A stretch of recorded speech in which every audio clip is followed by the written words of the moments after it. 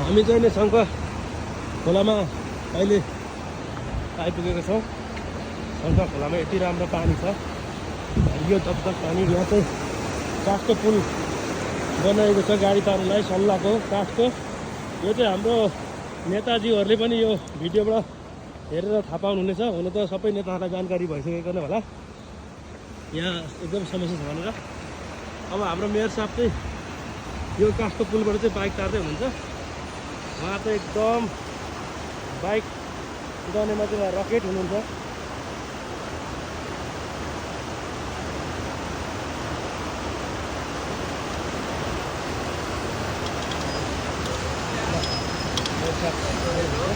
माथि चाहिँ मान्छे चढ्ने पुल एकदम दामी छ।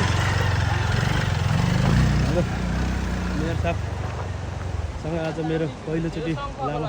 हजुर यो सङ्घ खोला, उताबाट अरुण नदी, पल्लो चाहिँ अरुण, उँभोबाट आएको चाहिँ यो अरुण थडको नदी आएको हो। यो शङ्ख अरुण, हजुर तलको सभा। हजुर यही शङ्ख खोला र सभा खोलाले शङ्ख सभा भयो नि त होइन? हजुर हजुर। हो ल।